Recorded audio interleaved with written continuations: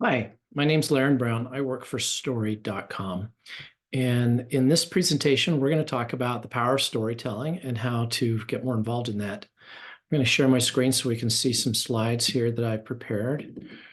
Okay, here we go.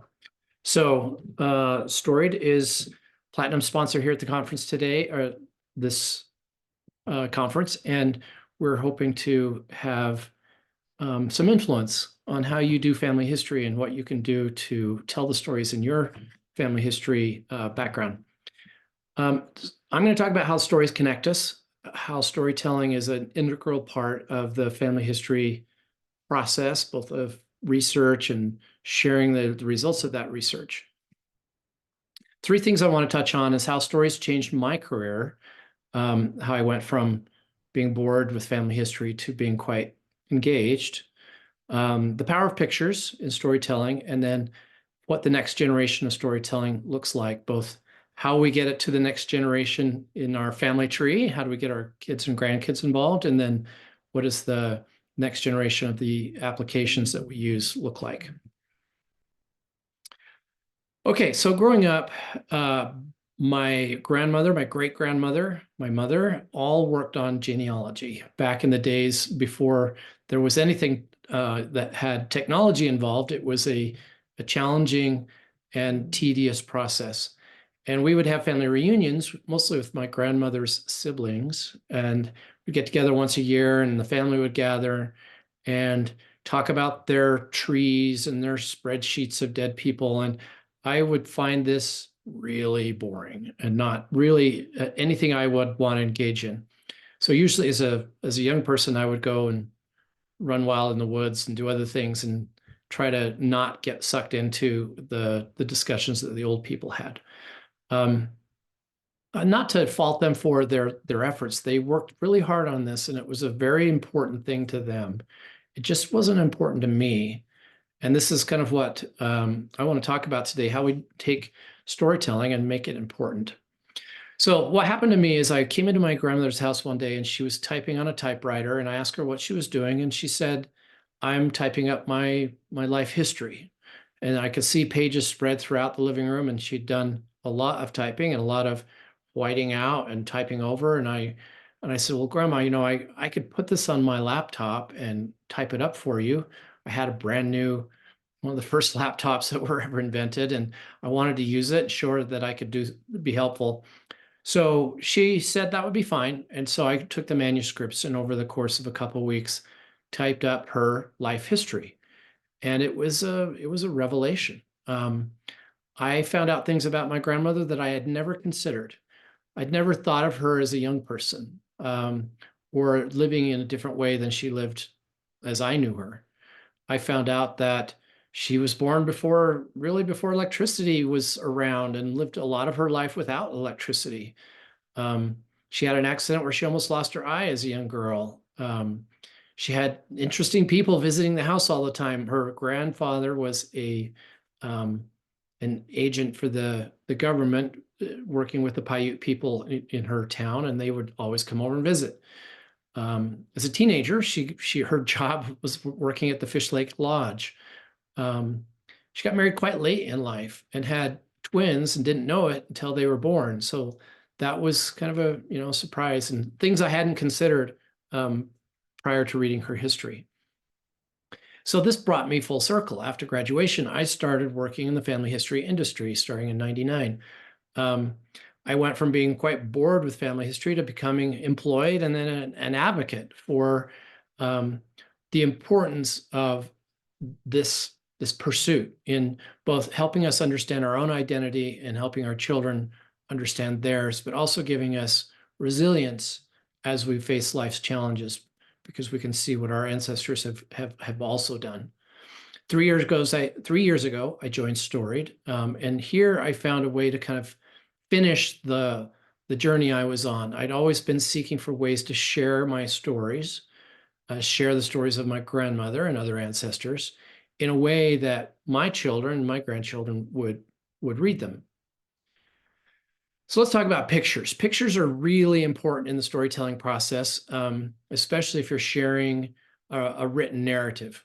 And this picture was one that I was very interested in when I saw it in my grandmother's scrapbook. I didn't understand what I was looking at, but she explained to me this was her grandfather on the far left was, as I mentioned, the Indian agent, and these are some of the people that he worked with.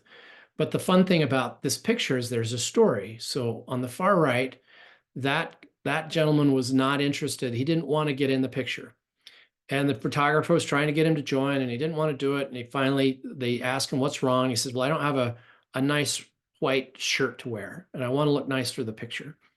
And so there was some concern because where are we going to get where are we going to get a white shirt?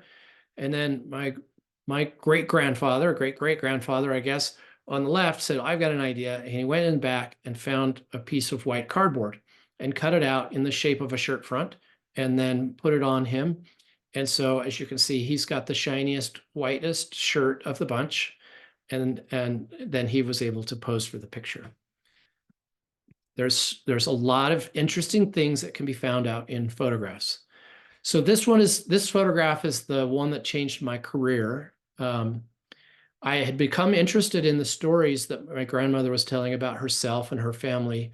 And as I typed these stories up, I asked if we could add some pictures that would make it more interesting. At the time, I had done a little work as a designer, and I knew how to put pictures with text. And I thought, let's do something to make this a little more readable. When I found this picture in her scrapbook, I was shocked. It was a beautifully taken picture. It was very interesting. And I asked, like, who's this guy? I'm fascinated by this old-timey Western-looking picture with this guy carrying these big fish. And she said, well, that's my father. And I said, well, I thought your father was a farmer. I didn't know he did anything else. And she told me that he had actually worked as a fishing guide on Fish Lake, where the rich and famous, I guess, came to catch the big lake trout, and he helped them by being a guide part-time. This connected me to someone I'd never met. He passed away just before I was born, but as a child and growing up, I'd loved to fish, and I didn't know that anyone in my grandmother's family shared that. And here it is, her father was a great fisherman and taught others how to do it. But from this picture, I started thinking there might be more that I don't know, I don't understand or know about my ancestors that would connect them to me and help me understand myself. And that's where my family history journey started. Pictures do drive interest in stories. So stories are often are able to be triggered. They're the prompt for stories often, especially if we're talking with our relatives. We can show them a picture of something that happened when they were young, and they could tell us what they were doing in their life or why it was interesting enough to take a picture of. At Storied, we find that a photo is a really good prompt to get people talking about their past life. And also, once the story has been created, having an image or a photo is much more likely to be remembered and shared and read, frankly, to make it more interesting. So pictures are important. Every one of these pictures of my grandfather, I could tell a story about that connects him to me and me to him. The time, when he was a rancher up in Canada with a huge ranch that he had to manage by himself, when he lived in Port Angeles, Washington, and cut wood to make a little extra money, to the story where he's standing there with his young daughter in the snow. That was just after his wife passed away, and he was left with two young daughters and this huge ranch and trying to figure out, now what do I do? All of these pictures have stories behind them and can be the perfect prompt for telling more and connecting to our ancestor. All right, so next generation, how do we get these stories passed on down to our grandkids and or even our siblings and children? How do we get them interested in these stories? My grandmother told me these stories. I read her life history as she typed it up on the typewriter. I became connected to her through those stories, both ones that I experienced myself and those that she talked about as in her youth. She passed away in 2001, so now these stories belong to me. She's not here to tell them, and I hold her stories. So how do I get those passed on so they continue to live all the way down through time instead of just evaporating after a couple generations? How do I share what it was like for my grandmother to be a young girl in the 20s, or live 30 years as a widow? How do I share uh, those stories with my grandchildren? Um, I've tried lots of things before I found Storied. So I keep all my photos in Google Photos. I create albums of all my ancestors. I share them with my family, but pretty limited engagement. It's overwhelming to look at a bunch of photos with no context and try to understand what am I looking at. Um, my children have not really read any of the life histories that my grandmother published that I helped her with. They're too long. They're over 100 pages, and they just don't feel like they have time or motivation to sit down and read all that. I tried posting things on social media, but it's a challenge because many in my family don't participate in that. They find it too stressful and have dropped out of social media.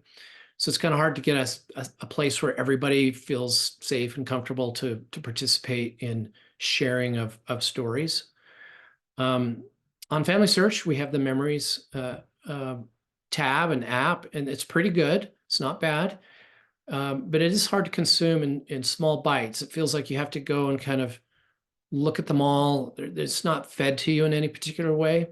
And it's really kind of challenging for newcomers to figure out how to get logged in and find um, their person and then find the memories attached to them. Um, what does Storied bring to this? Storied has this idea, at least I do, of this. There are two audiences really. There's their consumer audience, which are my children, my grandchildren, my siblings. They're not going to do the research. They're not going to. Family history for them sounds like a homework assignment that they're just not interested in taking part in. But they will read. They are interested, and they will read short posts, especially if it has a picture and a story about their ancestors. And their most common way to consume that content is on their phone, on a mobile device. On the other hand, creators on Storied have a really great platform. It's got a simple interface, but quite powerful. Uh, a way to publish content, write lots of stories in a way that they'll be consumed and read by people. You can share those stories privately with different family groups or different audiences. You have your wife's side of the family and your side of the family and your siblings, your children, that you could share your stories selectively as you want with the different groups. And then you have the tools on Storied as a creator to make a printed book, which is another way to consume the stories that you've written and to share them in a way that people will read and will look at. One nice thing about Storied, as opposed to maybe other book publishing or story publishing platforms, is we have a tree where your stories and your tree are linked. So your stories are saved as sources on your tree, and your tree is referenced when you write a story, when you tagged various people from your tree in the story. This creates a really nice round tripping of all the information, and you can find, for example, in your tree context to add to your story because you've got all your dates and places and sources and everything right there to look at as you write your story.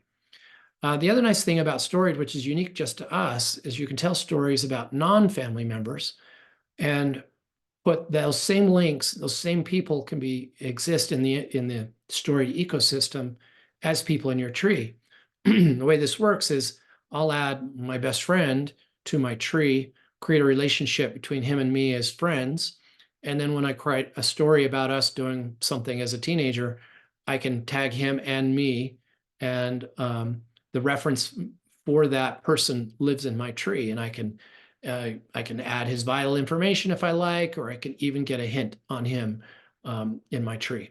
So this is all quite a fun and interesting way to take your stories and get them shared, which is what I was after all those years. So let's just talk a little bit about some of the details. So the Storied website for creators, we have a very nice, robust, modern interface for a tree system, includes hinting to historical records. We have a mobile version and a web version, and I find it as good as any that you can use out there. Secondly, we have the ability to create stories. You have a gallery of stories that you've created that are easily filtered by family group that you are publishing them to. The interface encourages you to add an image and write a short story, less than a page. Obviously, you can write longer if you like, but we found that there's this sweet spot of just an anecdote, really, is the best way to write, is if you want people to read them.